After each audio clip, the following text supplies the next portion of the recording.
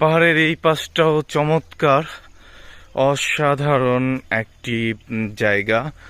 সাথে হচ্ছে নদী, আর হচ্ছে তোমার কি বলবো, এই যে পাহাড়টা দেখতে পাচ্ছ অনেক বড়, অনেক আসলে সত্যি এত সুন্দর বান্দরবন যে আসলে বান্দরবন না আসছে সে বাংলাদেশ দেখে নাই। ডেফিনেটলি বান্দরবন আসতে হবে। বান্দরবন আসলে বাংলাদেশের সৌন্দর্য উপভোগ করা যাবে, আর বাংলাদেশের সৌন্দর্য উপভোগ করতে হলে অবভিয়াসলি বান্দরবন আসতে হবে।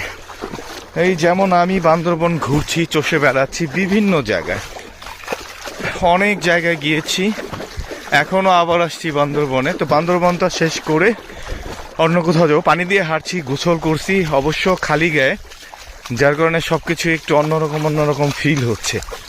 সত্যি দেখার মতো সুন্দর। রমণীরা অনেকে আছে ভিডিও করছে,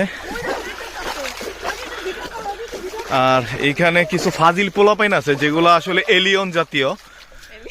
কাছে থেকে দেখাবো, জাস্ট ওয়েট। আর এখানে কিছু এলিয়ন আছে, আমি দেখাচ্ছি। এগুলা পৃথিবীর এলিয়ন, এই যে পৃথিবীর এলিয়ন।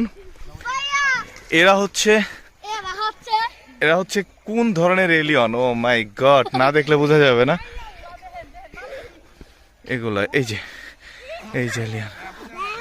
এলিয়ান, এরা পাহাড়ি ছেলে পেলে, এরা আমাদের সাথে আসছে। তো সবাই গোসল টোসল নিয়ে ব্যস্ত, আর আমিও হচ্ছি। আচ্ছা, এই নদী, বিশাল নদী, ইটস রিয়েলি, কি বলবো, আমার ভাষা হারিয়ে ফেলছি। অনেক সুন্দর বান্দরবন। এটা হচ্ছে উপরে এরা যে তামাক চাষ করে, বিভিন্ন ফলটার চাষ করে, আর এই পাশটা এরকম। Good, thank you so much, ভালো লাগছে। আবার অন্য একটি প্লেসে গিয়ে আবার দেখাবো।